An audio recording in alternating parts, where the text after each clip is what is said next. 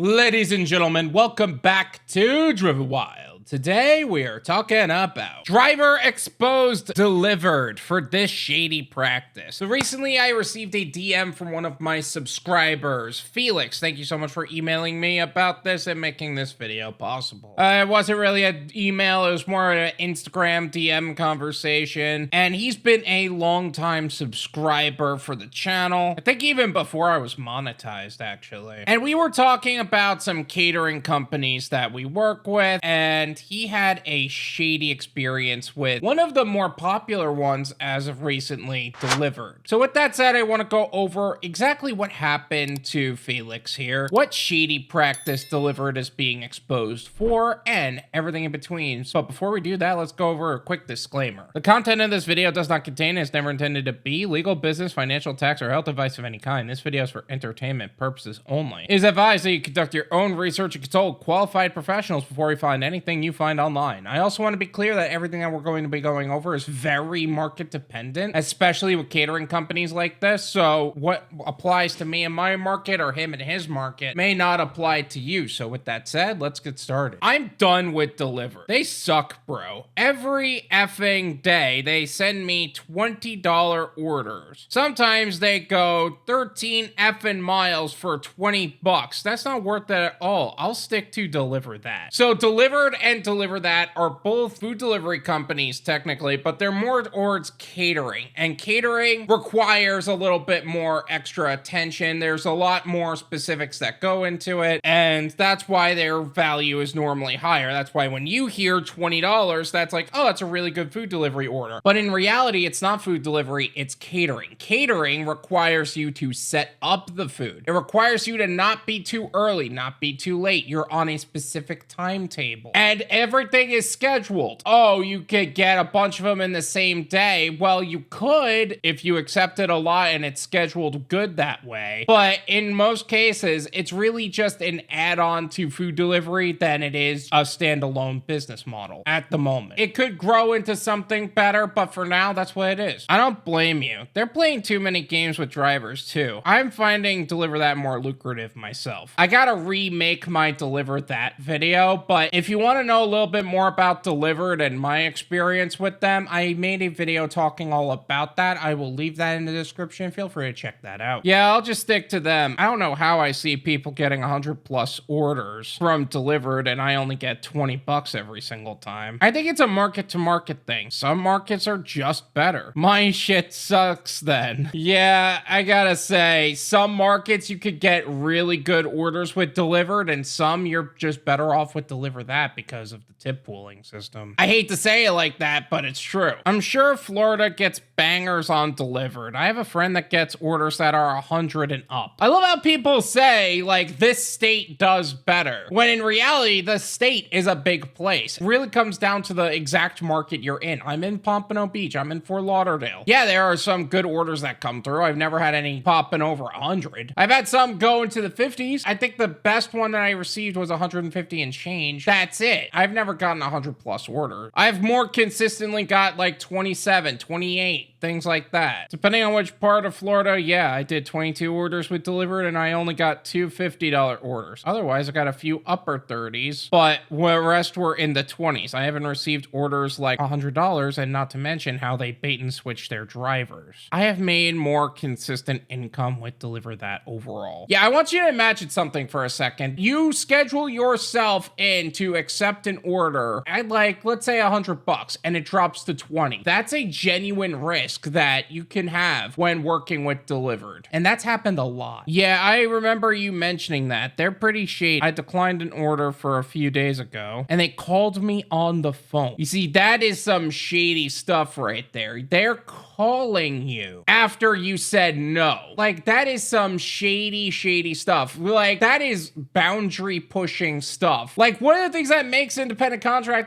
contractors is the ability to say no. Getting phone calls just after you decline an order, that is not okay. And that can lead to some drivers actually having their boundaries crossed. In this case, well, you're about to find out. What the F? I never heard about that. What happened? Effers called and said if I could please help them do the order. I wasn't aware that they can resend it, but they effing did. I told them I'd do it this time, and they resent it. Could you please take this very not lucrative order? I know that you could take other orders and actually make more money not doing this order, but please.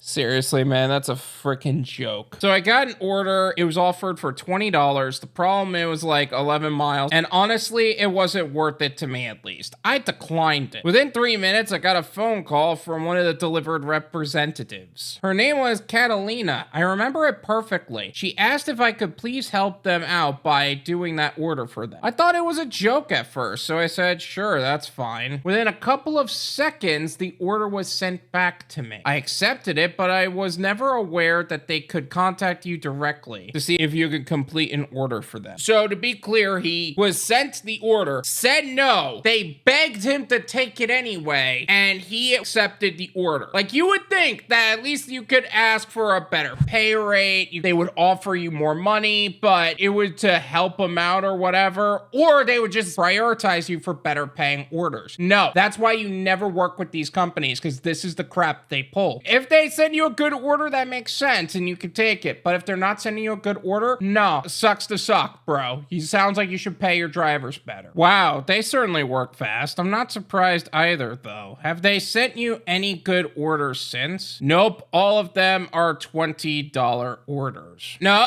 we can't lie to our audiences like that, Mr. Felix. One of them was $20.25. Ooh, I can't even take myself seriously saying that.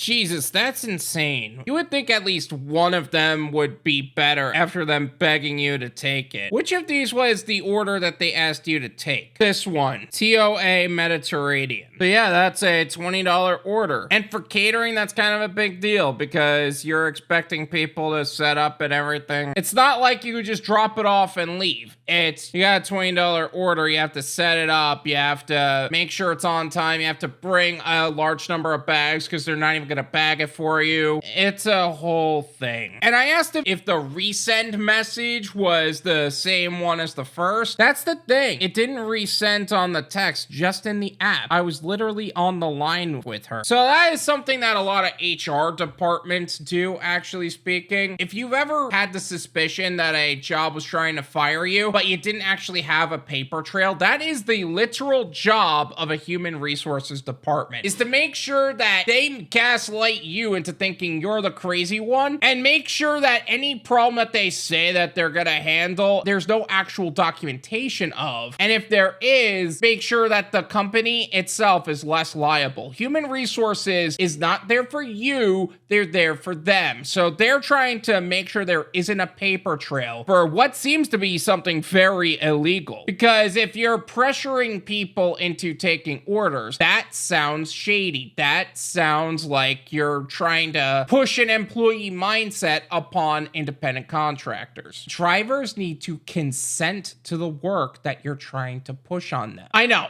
totally left field concept, but you need consent.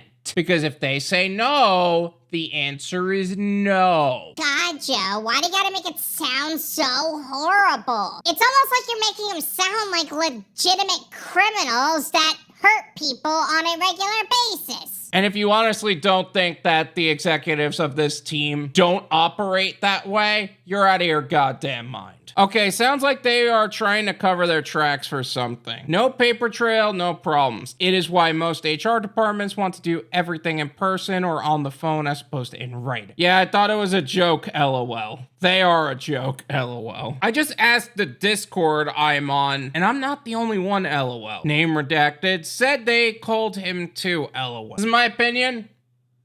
It's worth what you pay for it. None of you pay me.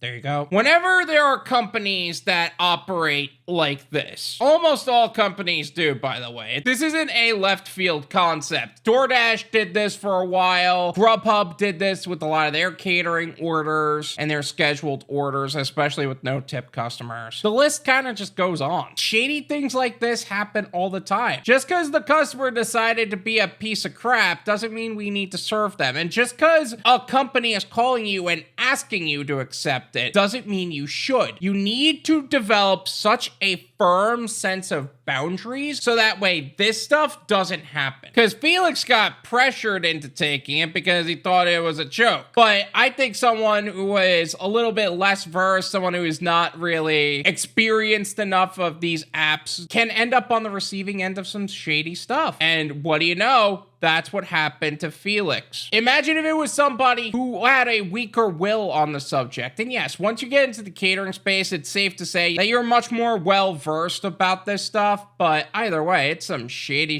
stuff to deal with. All in all, just make sure that you're not on the receiving end of any of this. And if they call you, you just say no and wish them a good day. Don't be rude about it, but just know how to say no, because no one deserves this kind of treatment. I didn't deserve the kind of treatment I got from Brian Brock and Virginia up and Delivered. He didn't deserve this kind of treatment from Catalina, and you don't deserve that from anybody. Thank you so much for watching. I really appreciate it. As always, make sure to hit the like button, subscribe if you're new, and I'll see you guys next time.